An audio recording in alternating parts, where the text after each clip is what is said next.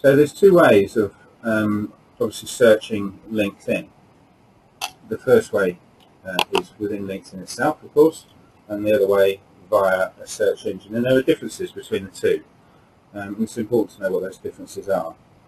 I pretty much recommend, if you have a strong network within a specific market, that you do use LinkedIn's inbuilt functionality, because it just works better.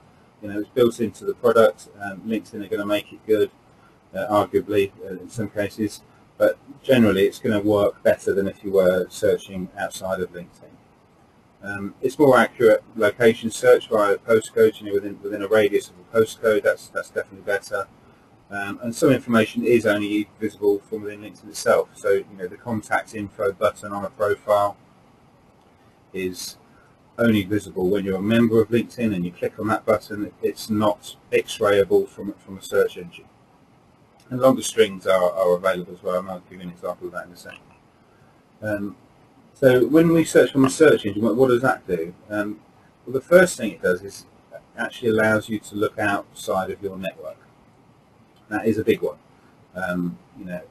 I've worked in IT for 11 years, and one day I could be looking for Oracle, the next day it could be an AIX position, and then another day it'd be something else, and I wouldn't particularly well networked in the other skills. So unless you are completely well networked across your entire market, then sometimes when you search within LinkedIn you are going to miss some people, and obviously you want to find the best people out there. So searching via a search engine, whether that be Google or Bing or another, is a way to look outside of your network, and that's a big thing to remember.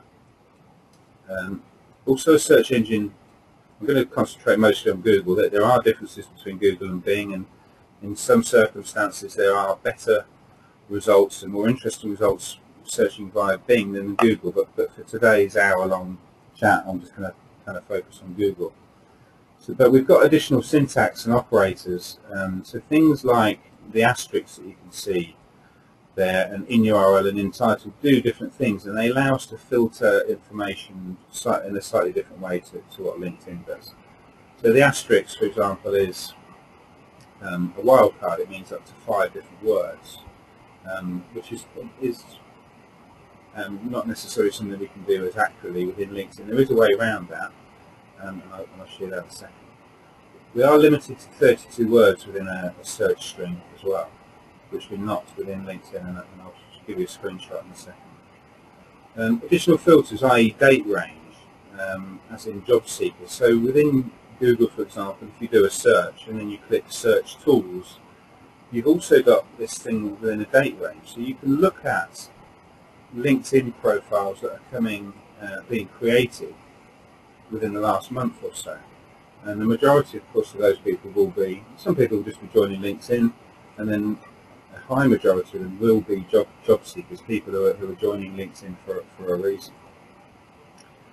You aren't just limited to one site, of course, with a search engine. We can use the site operator to look within UK LinkedIn, or we can look within another social networking site such as Viaday or Zing, or anywhere else that you'd be particularly interested in looking at. Something called a Google custom search engine. Google it, and you can see quite quickly how to create one. It's something which is free, but it does allow you to search multiple sites and extend the length of your string if you're interested in doing that. There's some good videos on YouTube on actually how to create that as well. So something I'd recommend you have a look at.